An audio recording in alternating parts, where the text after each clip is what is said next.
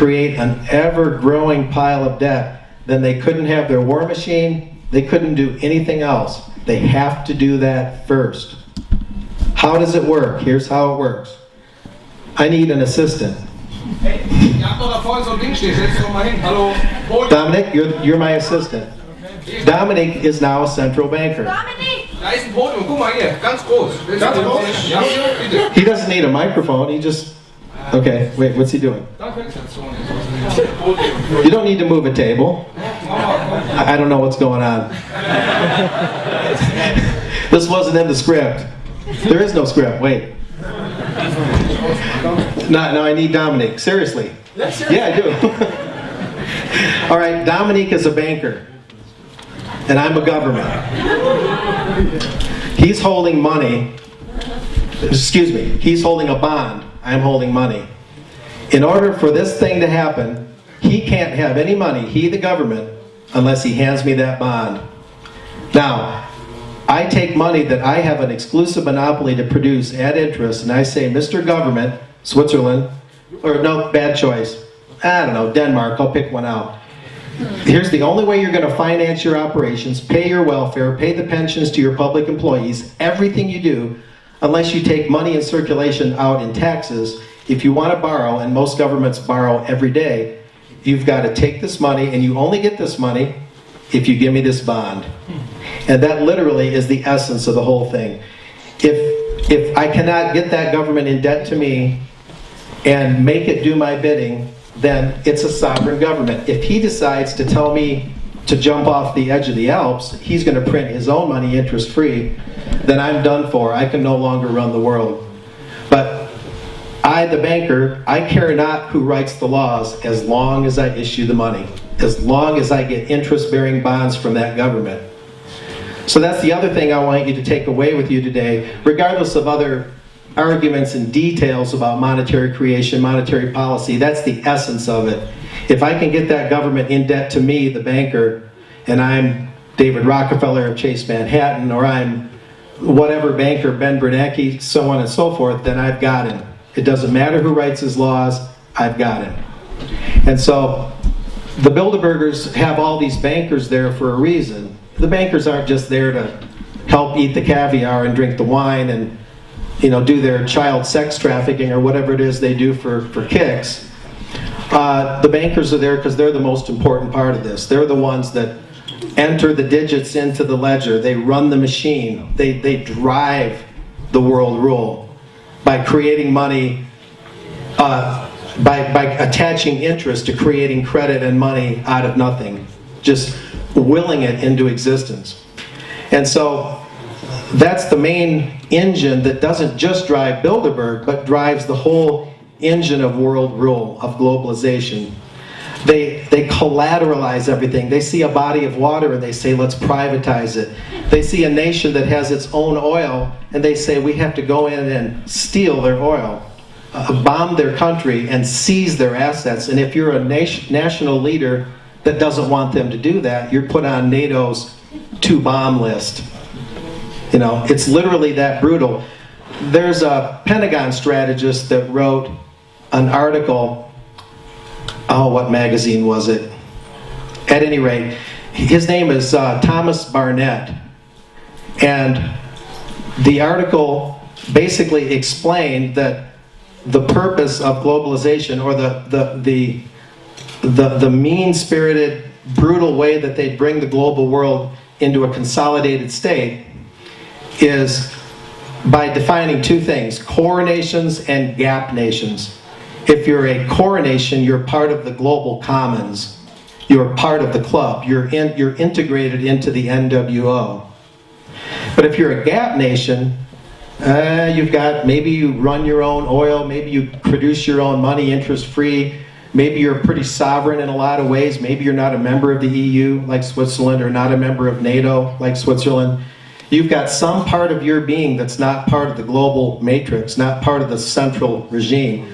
So Thomas Barnett, the Pentagon strategist, said that military force wars would be fought simply to annex nations into the core. The purpose of all military operations, therefore, would simply be to force everyone into the NWO at the barrel or the point of a gun.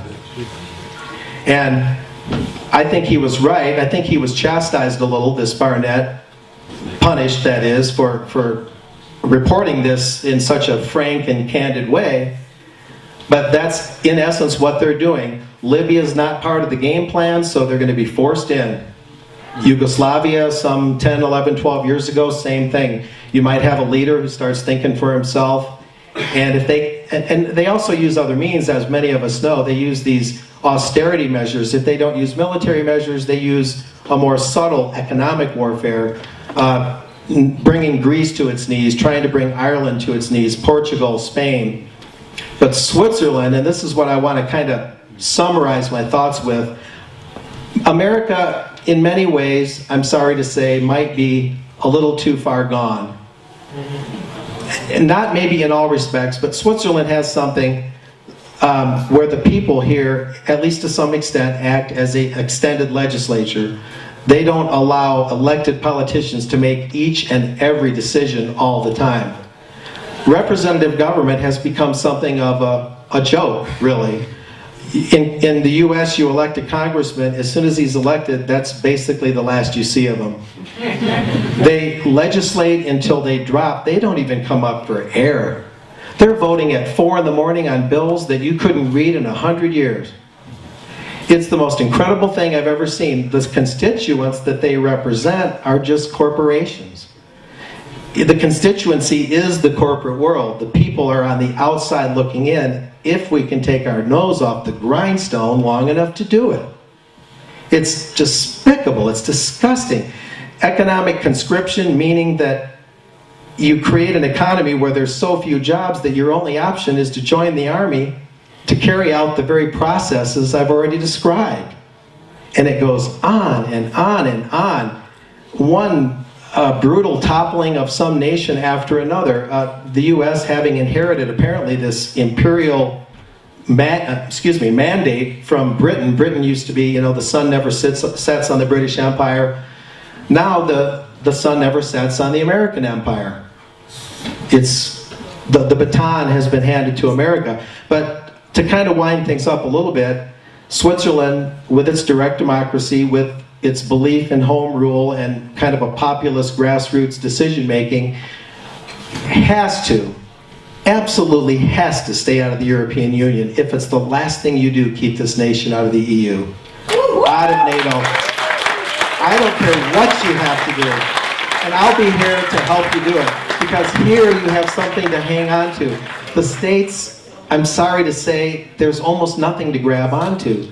The Congress, in the states, they use the number of representatives, get this, 435, right? U.S. House, U.S. Senate 100. That's the ratio of congressmen to people from about 1930. The population of the U.S. in 1930 had 435 members of Congress, and now the population has more than doubled. We still have 435 members of Congress. A small group that can be easily corralled and manipulated, and I can count the good ones on one hand. And it's really a systemic problem. The American people have zero say in government affairs. Even at the local level, it's a very mixed bag. But at the state and national level, it is zero. I mean, it's not a little bit, it's zero. What it would take to give us the kind of say that we describe or would like is almost beyond my comprehension. I don't know what it would require, what would have to happen to get that Congress to listen to the people at all. If the people speak up at town hall meetings, they're offended, the people are dragged out like they're terrorists. 9/11 is the day that changed everything in America. Now everything is a terrorist act. You raise your voice in an airport, you're targeted, you're marked or whatever, you're tagged. And it's getting really weird there, quite honest. But enough said about that. I just want Switzerland to resist what America could not resist, and that's this total centralization of decision making. Don't let them take that direct democracy away from you. Don't worry about this, a democracy is two wolves and a sheep deciding what's for dinner. That's not totally true. That's partially a red herring. You cannot let these elected officials make all your decisions. Let me tell you, it doesn't work. The people themselves have to retain initiatives, referendums, recalls, being able to dissolve a law without the legislature being able to do much, if anything, about it. Now, to summarize, the Bilderbergers have proven that conspiracy of the high and mighty is real. Switzerland's in a unique position to resist them due to the system that you've inherited. You've been at peace for what, 300, 400, 500 years? You have a non-interventionist foreign policy. Americans would only dream of this, even in the Ron Paul movement, to have a military that only defends its nation and doesn't go out searching for monsters to destroy, which is what America does worse than the Roman legions 10 times over. At any rate, now come the cheap plugs. All of this, of course, was a setup for cheap plugs now. But countdown to Bilderberg, we've got some recent editions of American Free Press. I've only got a couple left, but I can tell you, if you talk to me afterwards, how to get our paper. These are some recent ones. Bilderberger's Dangerous. This is about Dominique Beitig's letter to the National Federal Council member, warning her of Bilderberg. And we can all applaud Dominique, I think, for what he tried to do. You know what I see in him? When I met him last December with my wife Angie, and then again last night, such a quiet spirit. He's soft-spoken and he's fearless. And he provides a great example, I believe, a great role model. I admire him very much. And this is just before Bilderberg, countdown to Bilderberg. And we paid homage to David Rockefeller. It's the 20th anniversary since Rockefeller said that we are grateful to the Washington Post, the New York Times, Time Magazine, and other great publications whose directors have attended our meetings and respected their promises of discretion for almost 40 years. It would have been impossible for us to develop our plan if we had been subjected to the lights of publicity during those years. But the world is now more sophisticated and prepared to march toward a world government. He's really being cagey here, isn't he? No, he's being very candid. The supranational sovereignty of an intellectual elite and world bankers is surely preferable, he says, to the national autodetermination practiced in past centuries. There, now it sounds more evil if I talk that way. And that's actually, if it was him talking, he'd say, we are grateful to the Washington Post, the New York Times. He could talk about, you know. At any rate, yeah, my father was in oil and my grandfather, you know. Yeah, let's let your wheelchair roll down a steep hill, okay. But at any rate, we can be glad that the octogenarian tyrants like him and Hank Kissinger, if that's his real name, they say his accent isn't even really German. We can hope that they'll pass on to that great bank vault in the sky soon with the door closed. Into the sky. Yeah, they have to be buried face down. That's an old joke, so they know where they're going. Maybe that's not old here, but it's old in America. But anyway, it's a lot more could be said. There's others that want to talk. This is a great program. Thanks to We Are Change Switzerland and others for putting this on. And my last cheap it gets worse. There's another cheap plug before I sing that parting song. And it's called the Bilderberg Files. I can tell you how to get this real cheap. And I sound like a peddler, I know. But this goes way back. It's a collection of American Free Press clippings and reports and congressional reports all the way back to the beginning of this nefarious group. And so that's just stuff that AFP has in particular. Hello from Jim Tucker. He told me to tell you all hello. This is a good turnout, just like I would have expected. And let's salute the Bilderbergers for giving us the clear look that conspiracies are real, and therefore for being part of their own undoing. Because they've proven to us that the high and mighty conspire. They conspire in the open, I guess you'd say, which sounds like a contradiction, but it's not.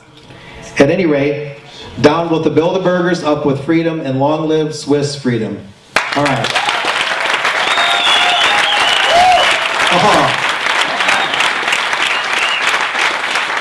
And now, Dominique.